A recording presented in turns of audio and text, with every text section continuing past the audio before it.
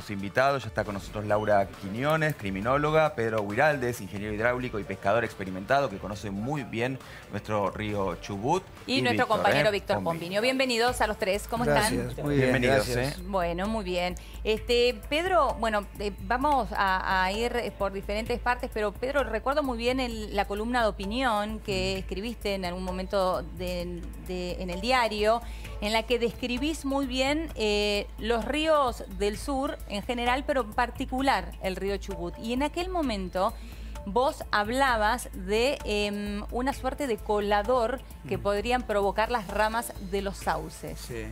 Sí, eso fue el 9 de septiembre y yo, digamos, basado en mi propia experiencia y también en la opinión de muchos guías, amigos de la zona, lo que dije fue que en el caso que una persona muera o se ahogue o sea muerto en un río de esas características, lo más probable era que apareciera muy pocos metros más allá del lugar de la caída, muerte o lo que fuera. Yo dije, me parece que era muy difícil que estuviésemos a de 300 metros. Por eso lo que sugerí fue que se hiciera la búsqueda 1000 metros hacia arriba, por si habían corrido los del pull-off, y hacia abajo, empezando. Y después recién ampliando la zona, obviamente, hacia abajo, no hacia arriba, ¿no? Claro. Perdón, cuando decís hacia arriba, decís en contra de la dirección del río. Sí, aguas arriba se dice. Claro. Aguas arriba. O sea, no te sorprendería eso, digamos. Enseguida vos decís, bueno, aguas arriba podría no, solamente si corrió o alguien lo llevó hasta allí, ¿no? El cuerpo, un cuerpo muerto o sin actividad, solamente va a bajar, obviamente. Claro. Pero como todo lo que se hablaba era que habían corrido en aguas arriba, entonces esa posibilidad existía. Por eso vos hablabas de los 100 metros aguas arriba, ¿no? Yo hablaba de que por si acaso revisaran 1 kilómetro aguas arriba, pero solo por precaución, y de ahí para abajo. Y recién después, cuando hubiesen agotado la búsqueda muy exhaustiva, hasta 100 metros, 200, 500, avanzando aguas abajo, entonces recién siguieran, pero que según mi punto de vista, que lamentablemente después fue verificado, yo espero que no sea el cuerpo de Santiago Maldonado, aunque puede ser el de otra persona, lo cual también sería tristísimo, que no iba a aparecer muchísimos kilómetros más abajo, dada la naturaleza del río. Bueno, esto con respecto al río, ¿no? Pero también vos, Laura, escribiste algo muy interesante en el diario que titulaste "El cuerpo dirá cómo murió". Esto es una frase que hemos utilizado todos mucho. El cuerpo habla después de una muerte. ¿Es real? ¿Es así? Sí, yo creo que más aún en la mesa de Morgani, ¿no? Porque cuando uno cuando uno llega al lugar del hecho, veo el homicidio, en qué posición fue dejada la víctima porque su agresor la quiso dejar así. A veces encontrás a la víctima posando, a la víctima simulando, o sea, un homicidio cuando es un suicidio o viceversa. Encontrás muchas cosas distintas. Entonces, esa interpretación que uno hace sobre, digamos, el perfil del homicida, en ciertos casos, también se constata con lo que muestra el cuerpo una vez que está en la mesa de autopsias, ¿no? Porque a veces uno puede encontrar una persona que aparenta estar durmiendo y cuando realmente uno, digamos, ve la autopsia, se abren las cavidades, tiene una hemorragia tremenda que no fue, digamos, percibida a simple vista, o con una rotura de cráneo que tampoco fue percibida a simple vista. Claro. ¿Hay algún dato que te llame la atención de estos que fuimos conociendo las últimas horas? No, más allá de lo que contaba acá el señor, me resultó interesante. Incluso yo me explayo con respecto a lo que es la sumersión, la muerte, digamos, de alguien que por sumersión, por ahogamiento, sí. Y la presencia de líquido en los pulmones, ¿sí? Pero, y también, digamos, el contraste que hay con determinado tiempo, digamos, 78 días, cómo se puede llegar a presentar un cuerpo si estuvo inmerso en el agua durante 78 días. Hay un montón de cambios morfológicos, hay un montón de cambios en los que son los tejidos blandos, desprendimiento de uñas, ¿Pero eso de necesariamente cabello. te das cuenta con la autopsia o te das cuenta a simple vista? No, vos sabés que lo que es la autopsia médico-legal empieza cuando hay una muerte dudosa de criminalidad, ¿sí? Una vez que se levante el cuerpo, ahí se empieza. Todo lo que es, digamos, la operación de autopsia forma parte de la autopsia médico-legal, porque aparte nosotros tenemos que evaluar lo que son los estudios complementarios que tardan incluso hasta 2 meses, que están relacionados a lo que es la histopatología para saber el tiempo de las lesiones, es decir, si fueron premortem, muy recientes, de vieja data, o postmortem. O sea, estamos hablando de por lo menos 2 meses. Y el toxicológico también, sí, incluso de los cabellos, generalmente todo lo que es sustancias toxicológicas, digamos, ¿no? ¿Drogas, por ejemplo? De drogas, sí. Algunos tipos de drogas se quedan prendidas en la queratina. Entonces, eso se analizan en este tipo de estudios también. O sea que el estudio es por un lado, hablamos de la morfología del cuerpo. Claro, o también, los cambios del periodo de putrefacción, sí. Son cambios fisiológicos normales. Claro, por un lado hablamos de eso, pero también por el otro está el análisis de pelo, como decís vos, el análisis de la dentadura. Exacto. También lo que tiene que ver, porque a veces estos tejidos blandos que son las encías hacen que los dientes se desprendan. Entonces ya no tenés mucha razón para el trabajo de un odontólogo forense, pero siempre el trabajo de un antropólogo forense y un radiólogo forense, es decir, aquel que hace los rayos X y analiza si hay fracturas internas que no se hayan observado al abrir las cavidades en la autopsia, que por lo general, bueno, no quiero ser muy específica porque por ahí yo hablo de mi trabajo, de lo que veo, claro, y lo hablo con naturalidad y por ahí alguien se me descompone, ahí permiso, ¿no? Hay diferentes modos de abrir un cuerpo, diferentes incisiones y muchas de ellas tienden a... ¿Y esto de qué depende? Dependen de lo que para el médico legista que está dirigiendo la autopsia en ese momento y la guía a la autopsia considera que es más relevante. Puede ser la mentopubiana, la quesenio en copa de champán. Siempre depende ese criterio del médico legista, ¿sí? Donde considera que es mucho más fácil metodológicamente. ¿De acuerdo a una hipótesis de trabajo o de acuerdo a cómo está ya, digamos, en qué estado se encontró el cuerpo? Exactamente, lo que sea más completo. Siempre pensá que todas las autopsias tienen que tener un procedimiento protocolar, explicar por qué se opta por este tipo de incisión y también tiene que ser documentada.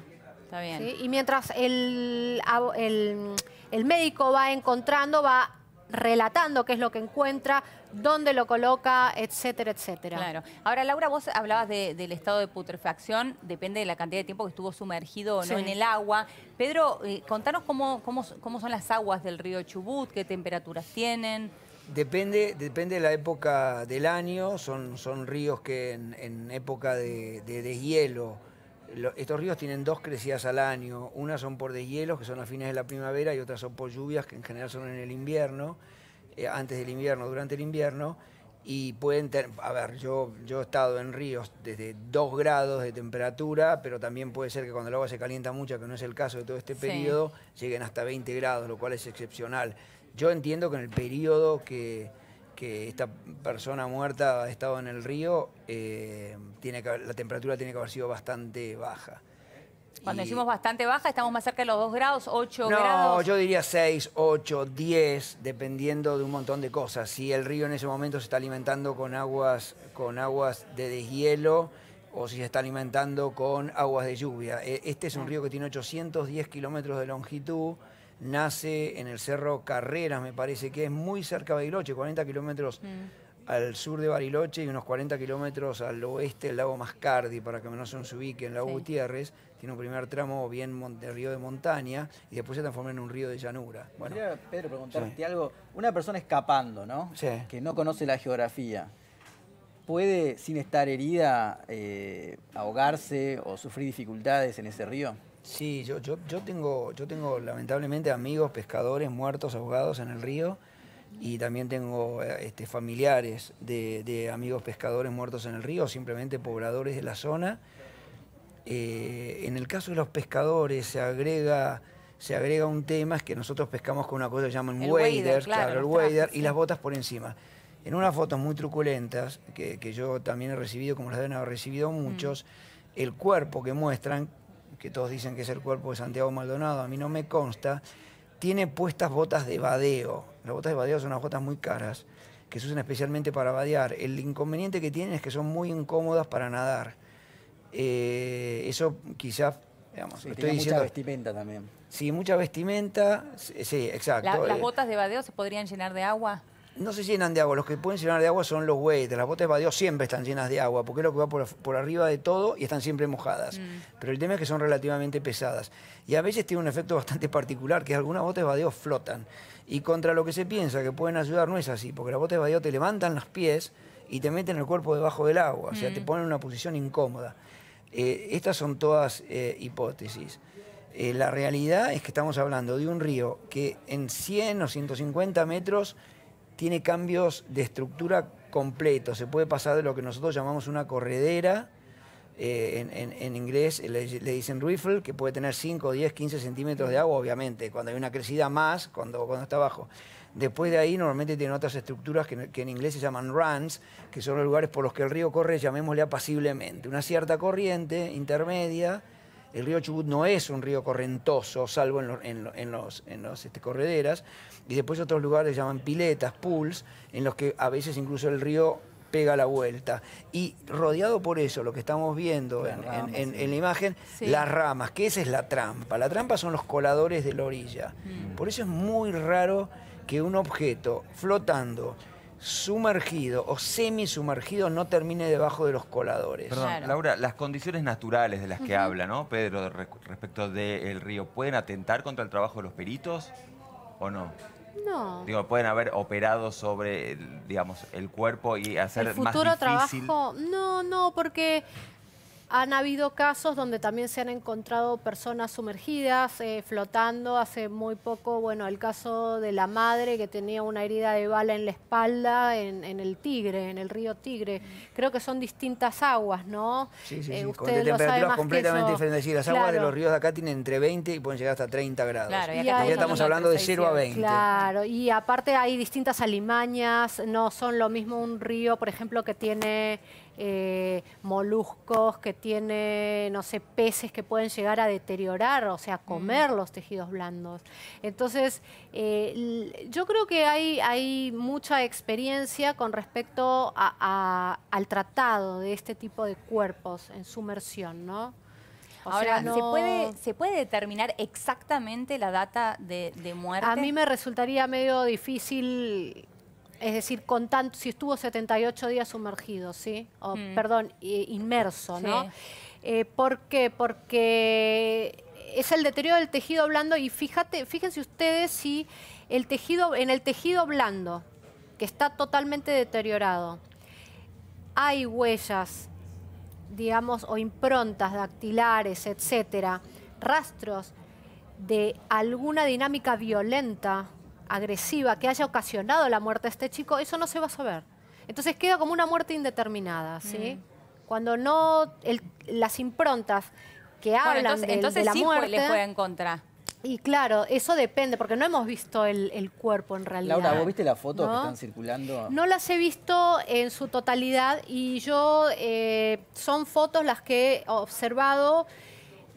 A ver, no las he visto todas completas, no las he visto con acercamiento. Vos pensás que una fotografía, la fotografía en ciencias forenses tiene que ser primero panorámica, luego por sector y después en detalle. Hay detalles como por ejemplo las uñas, el cuero cabelludo, los dientes, los ojos, el cuerpo. Es decir, no hemos visto el cuerpo, digamos, los tatuajes, los nevos, los Ahora, lunares, Sí, son fotos tomadas por alguien que las cicatrices. robó, ¿no? Claro. No una cuestión- Laura, acabas de decir que es posible que no sepamos nunca exactamente cuándo y de qué murió esta persona que fue claro. encontrada ayer. Eso dependiendo del estado de deterioro de los tejidos y si el tejido blando tiene allí, solamente allí, improntas de algún ataque que haya podido recibir, por ejemplo, de algún tipo de agresor, Claro. ¿sí?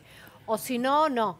O sea, sea son que sí. casos, no sabemos qué pasó. Claro, no. ¿Se Tampoco entiende? sabemos si estuvo realmente 78 días sumergido, pero si el Exacto. cuerpo estuvo 78 días sumergido, entonces eso sí dificulta mucho la tarea y ahí podríamos no saber si sufrió algún tipo de agresión. Claro, pero no te olvides que no es lo mismo un cuerpo sumergido 78 días en temperaturas muy bajas y con condiciones, digamos, un poco más óptimas que me pueden ayudar a retrasar a mí el periodo de putrefacción cadavérica. Lo mantiene, ¿no? En cambio, otra es la circunstancia, incluso ambiental, de aire, de un río que tiene otro tipo de temperaturas y otro tipo de plancton. A propósito de eso, ayer justo hablábamos con un criminólogo y nos señalaba precisamente que las bajas temperaturas del agua precisamente podían hacer que un cuerpo se mantuviera en buen estado. Claro. Incluso habló de años, habló incluso del caso del Nahuel Huapi como ejemplo, claro. ¿no? Está bien, estamos hablando de un lago con otras características y demás, pero nos habló, bueno, de las propiedades del agua con baja temperatura a la hora de conservar un cuerpo. Nahuel, digo, la temperatura del Nahuel es más alta que la del río Chubut. O sea que más Digo, acá estamos hablando claro. de un río de 5 a 8 grados, digamos. ¿Cómo juega esto?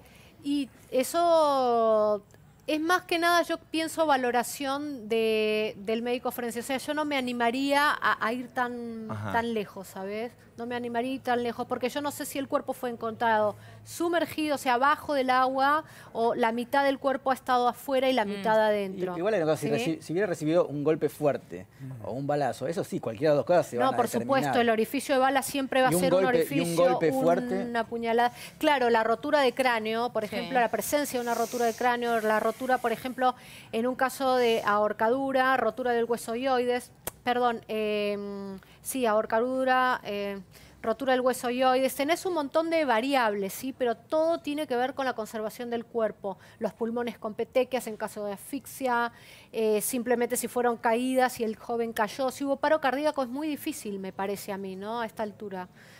¿Que no se puede determinar porque por el paso del tiempo? Y yo creo que sí, pero siempre viendo el estado de conservación, porque nosotros hemos visto un cuerpo con ropa puesta, ¿sí? No sabemos cómo está por dentro. Claro. Yo sí les puedo aportar, lamentablemente las cosas que he visto, que digamos no siempre han sido cuerpos humanos, pero digamos no son ríos que dentro del río tienen terribles predadores. Es completamente diferente el río Paraná, el río Paraguay, el río Uruguay, porque hay pirañas, dorados y otros. En este caso, ese río está básicamente poblado por truchas. Digamos, no son agresivos con esto, y no se van hasta donde mi experiencia me indica, no se van a poner a comer ropa. Distinto es si un cuerpo queda en la orilla, en cuyo caso ahí puede ser, digamos, víctima de jotes, buitres que existen, también eventualmente viguás o zorros y otros otro animal. Exacto, pero en este caso estuvo aparentemente, por lo que yo pude ver, estuvo en el río. Y además el clima de la zona, más allá del agua, digo, el clima de la zona también colaboraría con la conservación, ¿no? Porque estamos hablando de un clima seco, frío. Sí. Si estuviese fuera del agua es otro cantar, pero habiendo estado dentro del agua no es que tiene muchos elementos que lo van a estar atacando. Claro. Es horrible todo lo que ¿Qué pasa hablamos. con las causales de muerte, no? Porque desde el punto de vista jurídico muchas veces se habla de causas concurrentes, ¿no? Se habla de muchas veces hay varias causas que terminan determinando una muerte. En el caso de ustedes, la especificidad de ustedes, ¿hay una sola causa de muerte?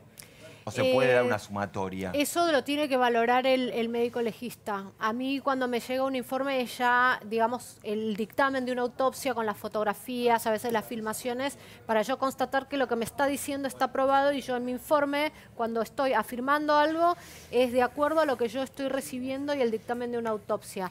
Entonces, puede haber eso, pero eso solamente lo puede decir un médico legista, ¿sabes? Ahora, el mecanismo de muerte, ¿no? Ahora, Laura, vos te llegan todos esos informes, las fotos, autopsias, y bueno, todos los trabajos que se hacen, y vos a partir de eso lo que haces es determinar el perfil del asesino. Claro, trazar un probable perfil del autor. A veces son dos autores, ¿no? Porque a veces vos tenés un lugar donde hay dos muestras de masculino desconocido, de sangre, por ejemplo, o huellas dactilares que no pertenecen a nadie de la casa, ningún conocido, pero de pronto están allí. Entonces, todo eso que es la criminalística de campo es la que a mí me sirve también como apoyo para afirmar y, digamos, reconstruir la dinámica entre la víctima, el victimario y también el lugar del hecho. Claro, y eso ayuda en la investigación, digo. Por supuesto, claro. Lo mismo ocurre, mientras más material yo tenga, que tenga, digamos, que sea de calidad, como por ejemplo las fotografías, porque a veces, bueno, he tenido casos donde las fotografías eran muy pocas y eran de una calidad, la verdad que yo no podía hacer nada, o sea, no podía analizar. Mi trabajo es básicamente analizar, observar, y en base a eso apoyarme, claro. ¿sí? Pero no, a veces eran cosas que no me servían de ayuda, ¿sí? De allí la importancia que se hace en campo, ¿no? Digamos, es vital preservar... La criminalística de campo, claro. En realidad, el que trabaja en el lugar del hecho es el criminalista, ¿sí? El criminólogo no tiene mucho para hacer, o el perfilador. Si voy yo, en realidad es muy de la ficción, porque vos fíjate que en el FBI, el 99% de las veces, los perfiladores de la escuela de cuántico o del FBI no van al lugar del hecho. O sea, es ficción. Ajá. Eso de que van y dicen, ay, pudo haber sido una persona de determinadas características. Eso no es cierto. No lo pueden decir, en primer lugar, porque no tienen el dictamen de autopsia, el toxicológico, el histopatológico. O sea, no tienen nada en realidad, ni la criminalística de campo, que a veces cuando hay manchas de sangre profusas, a mí me pueden indicar a qué altura estuvo el ataque y de qué órgano pudo haber sido. Claro. ¿Se entiende? Y si la sangre es... solamente de la víctima, es de la víctima y el agresor. ¿Se comprende esto? O sea, es muy variable. Perdón, la familia no pudo reconocer el cuerpo. O sea que puede ser que tengamos que esperar un mes o más para saber si es Santiago Maldonado o no en base a un estudio genético. No sé si un mes, porque el ADN me parece no tarda tanto hoy en día. Me parece, sí, que no tarda tanto. Se suma a nuestra charla Daniel Condoleo, él es adiestrador canino de los bomberos y justamente en el día de ayer hablábamos del trabajo de estos binomios, ¿no? Por un lado los perros, por el otro lado los prefectos que realizaron la búsqueda de este tercer rastrillaje que dio con este cuerpo que se encontró en el río Chubut. Bienvenido, Daniel. Muchas gracias. ¿Cómo se trabaja en el adiestramiento de este tipo de perros? Con primera medida, binomios es el guía que guía al perro y el perro. Ese es el binomio, perfecto, no entre fuerzas. Vale la aclaración. El trabajo es básicamente desde época muy temprana, condicionándolo al olor cadavérico. Desde un principio con la socialización en los diferentes terrenos donde pueden llegar a trabajar. En el caso que trabajaron los perros en la parte acuática, es socializarlos con las diferentes embarcaciones que puedan llegar a encontrarse. Y cuando el cuerpo emana los gases de putrefacción, sale en forma de burbuja desde abajo del agua, y el perro, cuando detecta ese olor putrefacto, es donde hace la marcación al perro según cómo esté condicionado, con ladridos o con cualquier tipo de ademán que se maneje el guía con el perro, que tiene que tener una muy buena lectura el guía del perro. Claro. Ahora, ese perro se lo adiestra específicamente para búsqueda de cadáveres y solamente para eso, o esos perros también pueden adiestrarse para búsqueda de personas vivas. Se puede adiestrar para las dos maneras, pero en realidad lo que se aboca es a la especialización, sea de personas o de resto humano, ¿no? En realidad lo que va a dar más efectividad. Es como que si en un derrumbe, como pasó en México, tenemos un perro que busca vivo y busca cadáver, en el momento que el perro puede llegar a hacer una marcación, en realidad no se sabe si está marcando por una persona que esté con vida o un resto humano. Por eso se trabaja en realidad en formas separadas. Cumple con marcar, digamos. Exactamente. El objetivo del perro es marcar, es encontrar. Es encontrar. Para lo que esté preparado, o una persona o un resto humano. Claro, pero en este caso estamos hablando justamente de los binomios que estaban preparados para restos humanos, ¿no? Exactamente. Claro. Sí, así es. Perdón, el tiempo, ¿no?, de demora hasta que, bueno, se produce un hecho, en este caso una muerte, hasta que es encontrado, digamos, en este caso, ese cuerpo. ¿Atenta contra el trabajo del perro? ¿Cuánto tiempo hay en este...? ¿Cuál es el lapso de tiempo que tiene el perro para trabajar y dar con el objetivo? En aguas frías, como decían recién, obviamente tarda mucho más el cuerpo en largar esos gases. Quizás en primera instancia conviene esperar un poco más, en el caso que se sospeche que realmente esté bajo agua, porque el perro va a detectar solamente cuando los gases empiezan a salir a la superficie. Mientras esos gases no salen a la superficie, no va a poder detectar el olor el perro. Por eso el tiempo es una variable muy constante, entre comillas. pero termina siendo una variable que en realidad no hay un parámetro como para darse cuenta. Sí, desde una primera instancia hay que empezar a buscar. Ahora, perdón, los perros que habían ido otra vez, que eran de otro tipo, que trabajaban de otra manera, estaba a 300 metros de donde habían arrancado. ¿No lo podían detectar? No sé cómo es que se trabajó realmente ahí, pero en realidad siempre que... Fueron muchos perros ahora. Siempre que hay un perro que marca, tiene que ir otro perro a confirmar y otro perro a confirmar donde hay una marcación. Lo ideal es eso. ¿Cómo se trabajó realmente? No lo sé. Pero sé que en ese sector, si bien se rastrilló, hay que esperar esto que estaban hablando con respecto al tiempo en que empieza a emanar los olores. Seguramente después de 78 días y el agua tan fría, era lo esperado quizás en que empiece recién ahora. O sea que en realidad, cuanto más tiempo pasa, es más fácil para los perros, es más efectivo para los perros. Por supuesto. Y no hay un tiempo en el que, esto es pero eterno. Digo, ¿hay un tiempo límite en que el cuerpo deja de emanar esos olores después de... No, para el olfato del perro no. Nunca. No hay límite, no. Es más, se trabajan, muchas veces se trabaja con los huesos. Y los huesos, para el olfato nuestro, es imperceptible. Claro. Los perros lo detectan. Son pequeñas partículas, e inclusive cuando se realizan búsquedas de personas extraviadas, el hecho de que la persona vaya caminando va eliminando diferentes partículas que son muy particulares, y el perro va detectando y puede pasar mucho tiempo, y eso es como una especie de ADN. Si al perro se lo condiciona para un olor específico, por más que pase mucho tiempo, el olor queda grabado. Esto no cambia por las condiciones de las que estamos hablando, ¿no? Que es un lugar muy abierto, estamos hablando de un río, estamos hablando, bueno, del frío. Esto no cambia, digamos, esto no atenta contra el trabajo del perro. En el caso de que sea una persona que esté dentro del agua, no. No.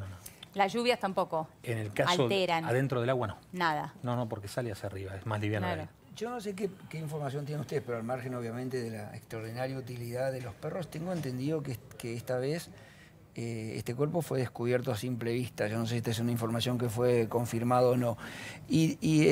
Pero bueno, obviamente... Sí, fueron a trabajar binomios, ¿sí? Pero es cierto que fue... Yo estuve preguntando y me dijeron que al juez le dijeron...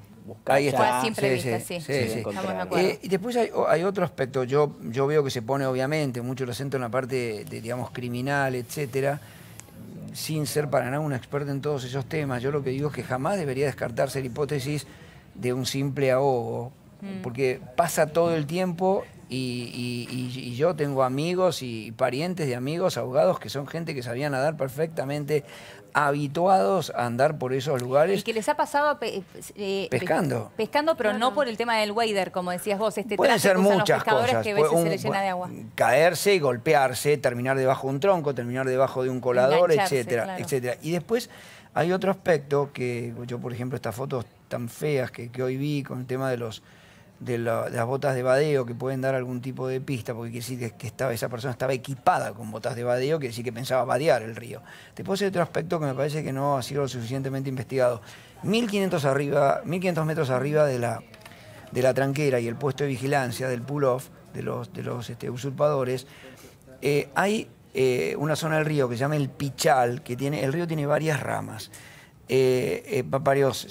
Varios cauces. El cauce principal en su momento, cuando recién ocuparon el lugar, los ocupantes tiraron abajo unos cuantos árboles, siguen estando ahí los árboles, yo tengo videos, tengo de todo.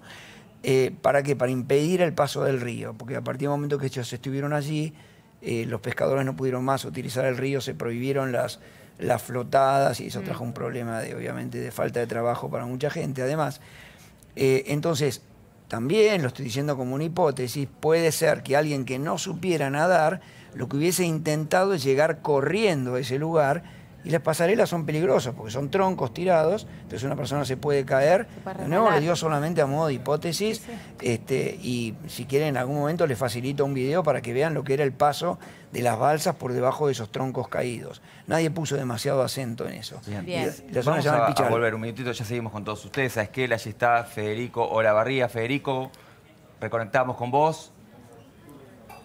Sí, ahí me escuchan mejor. Sí, perfecto, te escuchamos y te vemos muy bien, Federico. Decíamos, bueno, en principio... Estamos muy cerquita igual del cementerio, esta es la avenida Meguino, es el ingreso a la ciudad de Esquel, pero un poco más de reparo en cuanto al viento, así que podemos tener una señal más firme. Preguntarte si tuviste alguna novedad de último momento respecto al traslado del cuerpo. Como les decía en la salida anterior, lo vamos a pasar en limpio. está estimado que en las últimas horas de la noche de hoy se realice el traslado. Hay un protocolo que llevar adelante porque el aeropuerto de Esquel solo recibe, alberga un solo vuelo, que es el que llega aquí a nuestra ciudad, que llega cerca del mediodía. Por lo tanto, hay que organizar el aeropuerto, prepararlo, llevar al personal, más la seguridad que la situación requiere. Y me parece que están en la tratativa de protocolo y falta la determinación final, que debe tener que ver también en cuenta eso, del juez Geral. Juez Geral que se encuentra dentro del juzgado federal, hace algunos minutos nada más, tomó declaraciones a los bomberos que estuvieron en el operativo de la jornada de ayer y que permanece en el juzgado de 25 de mayo y calle San Martín.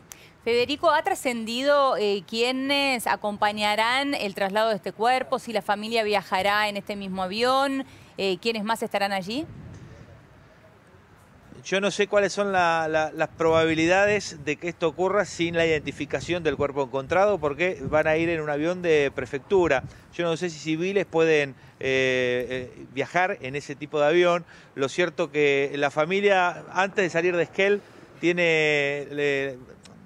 brindaron esa posibilidad de que van a hacer una conferencia de prensa. Imagino que ahí pueden haber algún tipo de certeza. Hoy la dio la abogada Verónica Heredia cuando salió del juzgado federal cerca del mediodía, donde insisten que le dijo el propio Sergio Maldonado que por lo que él vio no podía certificar que se trataba de Santiago, a pesar de imágenes como ustedes estaban recién hablando con especialistas que han circulado por las redes sociales y que son realmente de una crudeza excepcional en cuanto a lo que se ve en el marco de haber llevado el cuerpo y que está en la morgue judicial en este momento. Federico, ¿cuál es el clima general que se vive por estas horas allí en Esquel? En Esquel el clima está tranquilo. Los manifestantes que hay en el juzgado federal, que hubo algún tipo de disturbio, algún encontronazo hace algunas horas, son 15, 20 jóvenes. Después que van a estar con total tranquilidad. Se ha alterado un poquito por la presencia de medios nacionales nuevamente, pero ya con un pueblo que está transitando lo que fue el cierre de temporada de nieve hace algunos días, el 12 de octubre en la montaña, con mucho turismo, y que en general está tranquilo y que espera se pueda saber esta resolución de lo que ha ocurrido durante estos 79 días. Claro, pero Federico, ayer fue un momento de consternación. Digo, aquí se ha vivido con muchísima consternación el hallazgo de este cuerpo. La pregunta es cómo se ha tomado allí en el pueblo también este hallazgo, de qué se habla en los bares, en el pueblo, en los comercios. Sí, la primera frase que todos esgrimen tiene que ver con el interrogante de la confirmación de si es o no es Santiago Maldonado. Después, como en todo pueblo, un sinfín de hipótesis que van entregando cada uno de los pobladores, pero que tienen que ver con dilucidar esto que ha sucedido, una novela muy cercana para los esquelenses y que ha dado la posibilidad de que cada uno mantenga su hipótesis y que diga la historia según creo, según la escuchó de parte de algún vaqueano o de parte de algún pariente que tiene viviendo en el campo o en la zona del río Chubut. Es así que las historias se empiezan a trenzar de diferentes maneras y donde empiezan a surgir casi novelas de ficción con respecto a lo que viene sucediendo. La primera sensación en cuanto a lo sentimental, sí, una conmoción de lo que fue primero el hallazgo en las primeras horas de la tarde, pero ahora ante todo expectativas por la confirmación, la certeza de la identidad del cuerpo que está en la morgue judicial y para saber cómo continúa esto. Porque me parece que es el primer eslabón, la certeza y la confirmación de la identidad, y después transitar el segundo camino, que es saber cómo fue que terminó allí ese cuerpo, cuáles son las razones, y cuánto tiempo va a demorar todo esto. Bien, absolutamente. Federico, te agradecemos muchísimo como siempre. Vamos a estar volviendo con vos en cualquier momento. Un abrazo. Hasta luego. Saludos. Hasta luego, muchas gracias. Bueno, hoy volvemos aquí a la mesa y me queda una pregunta sobre todo para vos, Laura, resonando recién cuando escuchaba a Federico, las conjeturas que tiene allí la gente en el pueblo. Lo mismo sucede aquí, la verdad que genera siempre todo aquí genera muchísimas dudas, ¿no?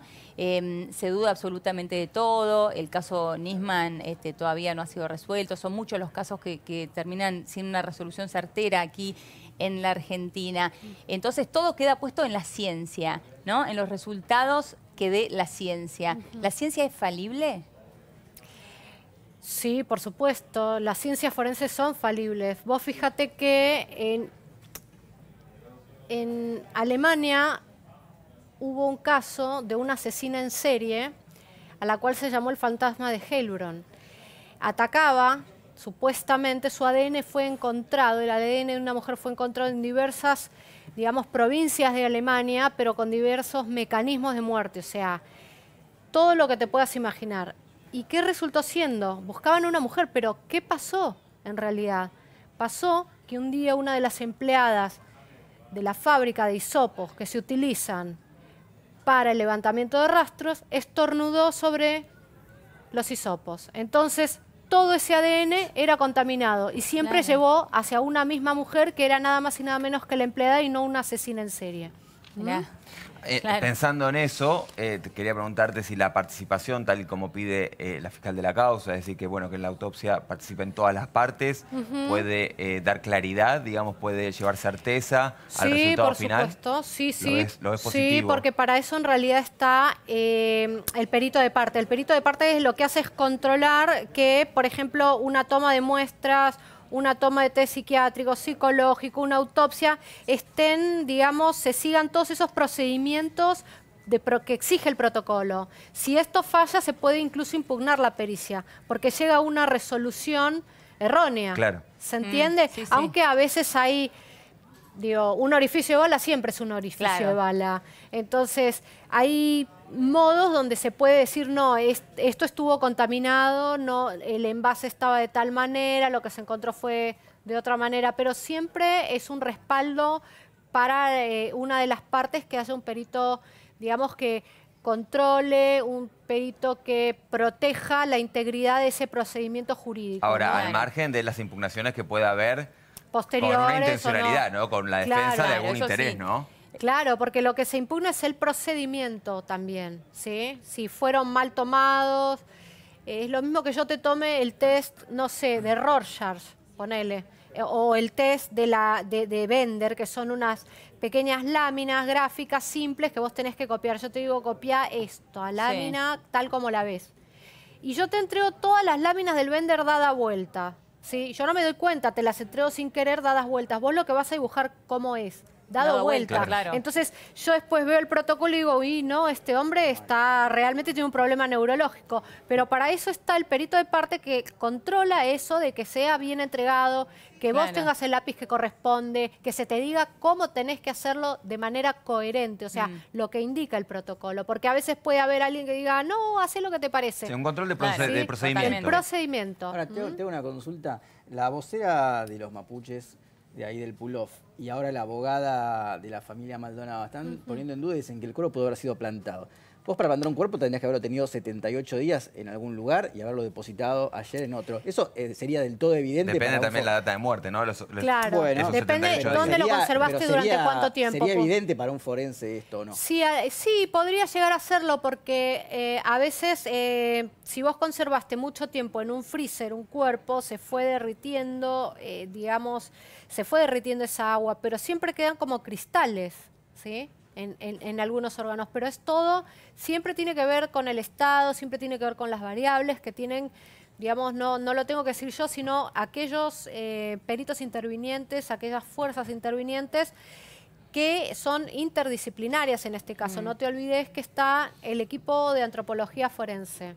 Pero si estuvo, sí, que eso es muy importante, yo creo que nos da tranquilidad a todos que esté allí trabajando en el equipo de antropología forense. Claro, imagínate, en países del África es una tranquilidad que vaya el equipo argentino de antropología forense en México, en Asia, en Europa, ¿por qué no lo va a hacer acá? Claro, totalmente. Pero volviendo a lo que te decía recién Víctor, en el caso en que un cuerpo es guardado en un freezer y después puesto en aguas, ¿eso se podría determinar más allá de los cristales? se podría llegar a determinar, pero todo tiene que ver con el estado del cuerpo y cuál es el procedimiento que ellos deciden tomar. ¿Por qué? Porque muchas veces hacen los cálculos, como decía acá el señor, experto en todo lo que son ríos. Muchas veces las variables climáticas de tierra, de río, no corresponden con el resultado de este cuerpo, con el daño que presenta este cuerpo, de haber estado, digamos, desaparecido y sumergido durante 78 días en ese río, en esas condiciones climáticas. O sea, es muy, muy puntual y muy difícil. Bien. ¿Cómo calificás el cuerpo forense de la Corte Suprema? Mira, muchos han sido profesores míos y muchos yo los tengo de amigos, o sea, son amigos míos. Lo mismo, yo no puedo emitir, digamos, ni siquiera sonido con respecto a que yo haya leído algún dictamen malo. Sí han sido algunos cuestionados, pero siempre en una junta interdisciplinaria lo que se va es cuestionar, porque, a ver, son dos partes que a veces se oponen y tienen distintas hipótesis con respecto a algo. O sea, siempre hay diferencias, pero un homicidio es un homicidio, un orificio de bala es un orificio de bala, un tatuaje, digamos, me puede a mí indicar si una bala estaba a distancia o no. ¿Entendés? O sea, pueden haber ciertas diferencias en algunas cuestiones, pero hay otras que no son discutibles. No son discutibles. Claro. Eso te iba a preguntar. Ahora, no estamos hablando de cuestiones técnicas, en definitiva, más allá de que dos cuerpos tengan distintas hipótesis de arranque, ¿no?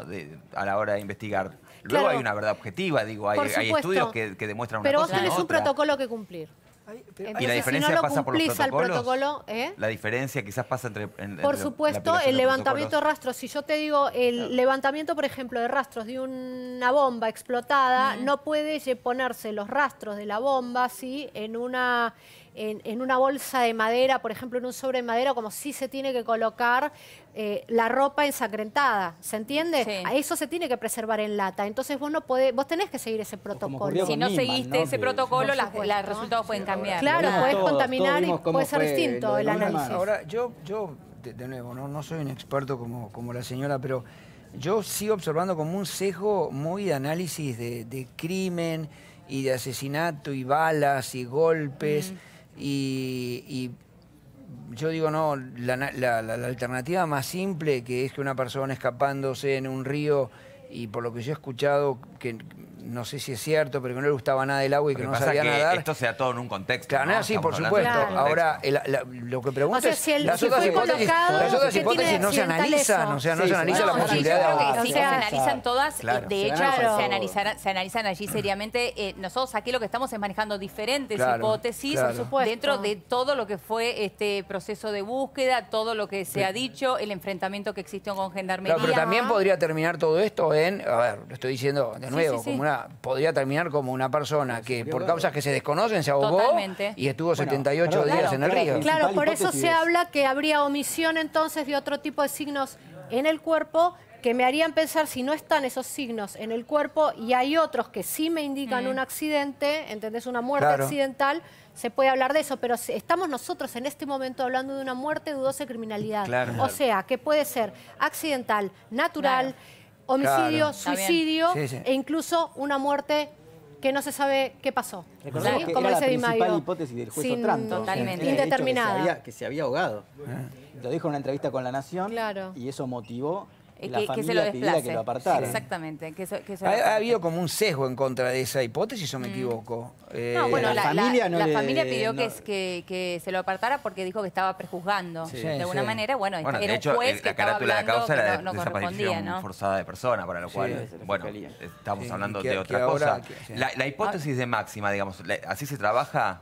¿Se empieza con un homicidio o se va por cero? Digamos, se arranca a ver qué nos dice el cuerpo. Dudosa de criminalidad. Es lo mismo que vos a mí, no sé, me digas, mirá, tengo un homicidio con determinadas causas de muerte que se han encontrado ahí, no sé, de huellos, 5 heridas de bala, 25 puñaladas. Yo tengo que ver dónde están las puñaladas localizadas, cuál es su intensidad, a ver, si están agrupadas, si solamente son en determinadas zonas que son simbólicas, ¿entendés? Que tienen que ver con lo sexual. ¿Cómo fue colocada la víctima? ¿Con qué ropas? ¿En qué posición? Si es una posición humillante para la víctima, si es una posición que simula que está durmiendo. Claro. O sea, son un montón de variables, pero yo siempre, digamos, tengo que tener la cabeza abierta para recibir incluso lo que a mí el prejuicio me puede indicar Claro. que es una cosa y a veces es otra. Está bien, o sea, no se trabaja con una de máxima, sino con todas las No, hipótesis con lo al que mismo tiempo. aparezca. Exacto. O sea, lo que a Comienza de mí me cero. dice, por Está bien, supuesto. está bien. Y por eso hay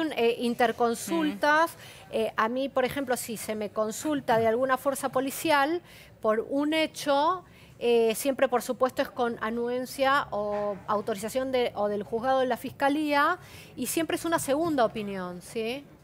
Entonces, cuando es un ministerio público fiscal, la cuestión es otra, es para saber mi opinión, que puede ser como segunda opinión u opinión única, ¿sí? Siempre es un apoyo. ¿Cuánto tiempo, Laura, se tiene que esperar desde que se empieza a trabajar en la autopsia de un cuerpo hasta conocer realmente los resultados finales, saber qué es lo que puede haber sucedido? Creo que hasta que termine el toxicológico y el histopatológico. ¿Pero de cuánto tiempo estamos hablando? Y 2 meses. 2 meses. Esos resultados tardan mucho, incluso... Y no hay modo de acelerarlo, digo, teniendo en cuenta la importancia de la causa. Porque vos pensás que son reactivos, vos pensás que tienen un tiempo de maceración, algunos líquidos, tienen un tiempo, o sea, uno no puede apurar eso. Es como cuando yo te obligo a vos que tenés que aprender el alfabeto ruso ya. En una hora. No podés, vos tenés un tiempo que es el típico, ¿sí? El esperable. Claro. ¿Y qué pasa con digamos, la posible detección de simple ahogamiento? ¿Es más sencilla? Porque creo que tiene algunas características que es, digamos, encontrar agua dentro de los pulmones, etc. Claro, esa sería, sí, yo de nuevo, modestamente, como pescador, en base a mi experiencia, yo no sé, yo empezaría a buscar crímenes sexuales, pero tiros, tal vez alguien cuchillas. lo forzó. Claro, por supuesto, o sea, no sabemos, por supuesto. puede ser por que supuesto. esté ahogado, pero por alguien lo forzó o lo golpeó. O lo empujó, no se sabe. O sea, puede ser una muerte indeterminada. Claro, pero está bien lo que pregunta Pedro, entonces es ahí es más fácil de determinar, más rápido, digo, no requiere de estos 2 meses de los cuales estamos hablando. Igual siempre va a requerir esos 2 meses para exámenes. descartar un montón de cosas. Claro. Porque vos con el toxicológico descartás drogas, y es parte del protocolo, sí o sí hay que hacerlo. Sí, hay que hacerlo, porque si no, yo, por ejemplo, no te recibo nada que no me digas, ponele, cuando hay casos... Hoy lo que se usa mucho es el tema del dermotest. Entonces, a ver si fue accidente, si no lo fue, si estaba jugando con un arma, si no está jugando con un arma. O sea, siempre, en la mayoría de los casos de homicidio, se usa también el dermotest y en algunos tipos de suicidios, salvo que sea una horcadura, algo que sea muy evidente, ¿no? Sí. Yo como ciudadano, una cosa que creo que me siento en la obligación de decir es que yo, viendo lo que fue el caso Nisman y lo que yo sé, lo poco que sé del caso Nisman, y viendo este caso, el cuidado con el que se ha preservado el lugar en donde apareció este cuerpo es notable. Está bien que es al aire libre, pero estamos en un caso en donde todo el mundo pisoteaba la sangre, y estamos en otro caso en que al margen de cuál fue la suerte de esa persona, que todavía no sabemos quién es, se lo encuentra, no se lo toca y no se espera a que no llegue la familia, los forenses de parte, los peritos, etcétera, etcétera. Y es más, se les pide autorización que no tienen por qué pedírseles, porque obviamente el juez puede disponer que se mueva el cuerpo. Bueno, pero el reconocimiento no se hace así como se hizo en el caso Candela, no es in situ. El reconocimiento se hace a través de fotografías a los parientes y se hace en una morgue, en realidad. Bueno, también, o sea, no, es poco serio hacerlo. O sea, yo te llamo, vení, pisá, mira, es ella. En el caso Candela estaba el gobernador ahí, o bueno, sea, o sea, con todo respeto, si me está mirando, no me parece. No debe ser así. Yo lo que digo es que en este caso, y yo como ciudadano, observador y absolutamente lego en el tema, observo 2 casos que en el sentido del tratamiento del cuerpo, el momento que se lo encuentra, son el día y la noche. Hemos aprendido. No observas lo mismo, digo, te veo a mí no me parece que uno tenga que reconocer, ningún familiar merece reconocer ahí tirado a su familiar, a su ser querido. O sea, no es el lugar ni es el protocolo que hay que seguir. No es una buena práctica, como tampoco es una buena práctica, digamos, no te va a invalidar una pericia, un trabajo criminalístico de campo, entrar a un lugar del hecho sin protectores en los pies. Lo que sí te va a invalidar es entrar con guantes, tocar con la mano, ¿Entendés? Pero creo que lo que hay determinadas Creo diferencias. que lo que se hizo fue, porque como está todo en un manto de duda, Exacto. o sea, se lo llamó a Sergio Maldonado porque dijeron, mira, encontramos esto, hasta que no venga él y lo vea con sus propios ojos. Pero es que no lo tiene que ver en la cara, lo tiene que ver con fotografías que se hagan, se le muestra. Él no puede pisar el lugar del hecho. Está todo tan... Pero eso no podría, lo que está diciendo Laura, no puede pisar el lugar del hecho. impedir que los protocolos no sé cómo fue. Pero ¿por qué así sea fuera, ¿por qué no ¿entendés? analizamos por la inversa? Llega la familia, los forenses, y lo encuentran en un lugar en Esquel. Yo creo que la lista de objeciones llegaba de acá hasta estaríamos todos discutiendo que por qué se lo llevaron y no lo dejaron hacer. Está claro que el protocolo que corresponde... Me parece que el tratamiento fue sumamente respetuoso, aunque haya podido ser exagerado. Está bien, pero eso es una valoración y el protocolo en realidad real es el que y el que corresponde es el que nos está planteando, Laura, porque bueno, ella se ocupa de esto y es el protocolo que debe hacerse. Es lo mismo que vos me estás preguntando hace un rato y yo te respondo que no, que el protocolo dice lo contrario, o sea, uno tiene un tiempo de espera, aunque no querramos, aunque nos lo pida Donald Trump, el coreano nos amenace que va a apretar el botón y nos hace... Pero en este caso también le tuvo que pedir permiso para entrar a un supuesto territorio sagrado. O sea, todo está medio raro, digamos. Porque un juez debería poder entrar cuando quisiera. Es que claro, la prioridad es... Eso no invalida lo otro. Tuvo que pedirle permiso, seguro. Claro. Tuvo que pedirle permiso, por favor, a los mapuches para poder entrar. Lo mismo que había hecho el juez Otranto, digamos. A lo que me refiero es a que cuando hay un hecho, un cuerpo, es decir, no puede entrar cualquiera, eso se tiene que perimetrar.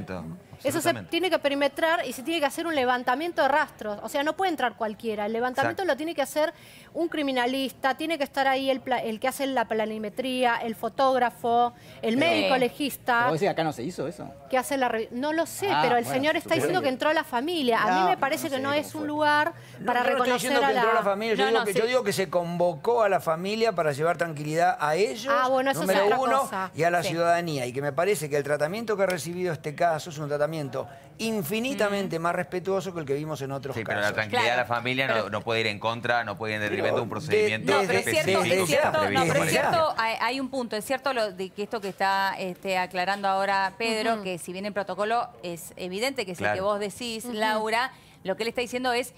como hay un manto de duda en absolutamente todo, lamentablemente en la Argentina, se convocó a la familia. De ahí a que la familia haya pisado o haya pasado la línea de seguramente no si hubiese sido, no me parece. Eso es lo que no corresponde, que es lo que vos estás aclarando. De ninguna manera. Está bien, ahí queda claro. O sea, el lugar de reconocimiento es o a través de las fotografías, si se puede, pero en realidad el cuerpo, así vos encontrés una bolsa, esa bolsa... tiene que ser levantada, tiene que ser colocada en la morguera, trasladada a la morgue y abierta recién por el médico forense. Perfecto. ¿Sí? Porque ahí nos dice exactamente qué posición final fue dejada. Perfecto. Laura, muchísimas gracias. Pedro, Daniel, muchas gracias. Vamos a seguir, por supuesto, con este tema. Es momento de pausa en Café de la Tarde. Ya seguimos, no se vayan.